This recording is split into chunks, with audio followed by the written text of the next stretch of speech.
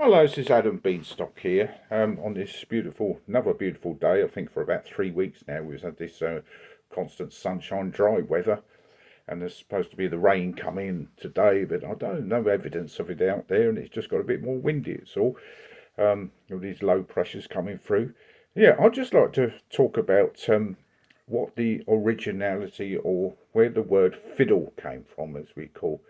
Um, I think when people ask about, the difference between a fiddle and a violin, they say, well, it's just a type of music, the same instrument. But in actual fact, if you go back in history, I've checked this out on Google. There used to be a medieval type of fiddle, as they call it, a viola, which is a lot bigger, it's bowed. But before that, you're going back to the Roman Empire days, and then probably the Dark Ages.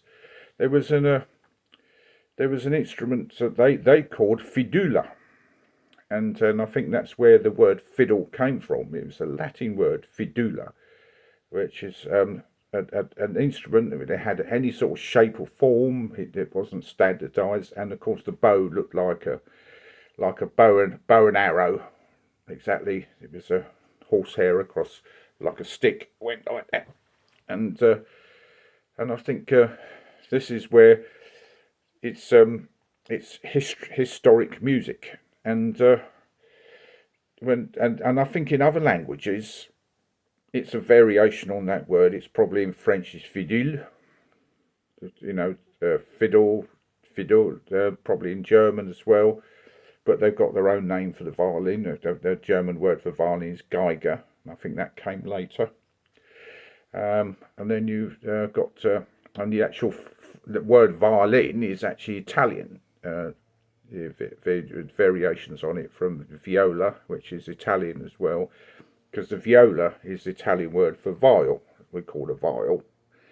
And then it became the viola da gamba, viola d'amore, and the viola braccia, which was the old thing, and it was all in Italian school. And of course you got the violoncello, which originally the original cellos, as we called today, were strapped on the back and quite a lot smaller, and they were bowed this way, a bit like a knickerharper. And then they gradually got big and became bass instruments, and because they had that sort of middle range. I think they've always had that slightly a tenor range rather than bass, where they go. Well, the modern cello is bass, tenor, and soprano all in one, isn't it? It's got a massive range. They have to read 3 different clefs. They have to read the bass clef, the what they call the tenor clef, which is like a C clef, a bit higher than the alto clef, which the viola uses, and then of course the treble clef when they go up really high, and they can go up really high. The top note, well, of cello, they say on the fingerboard, off the fingerboard, is this note.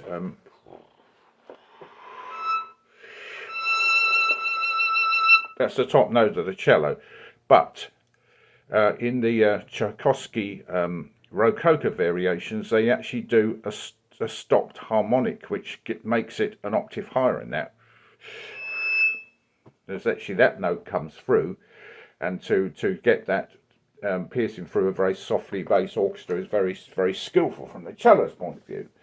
But that's talking about ranges, but as these instruments came into being, you had the violin family and the viol family, which coexisted together.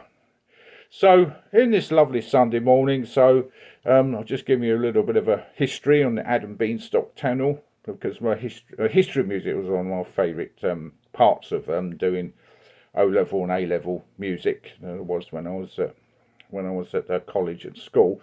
And I delved into it, and I love doing program notes if I ever get the opportunity to do them, which I'll do for the Burgess Hill Symphony Orchestra for the next time. So it's an interest to catch up. Anyway, so enjoy the day. Have a lovely day. Have a thought for the day.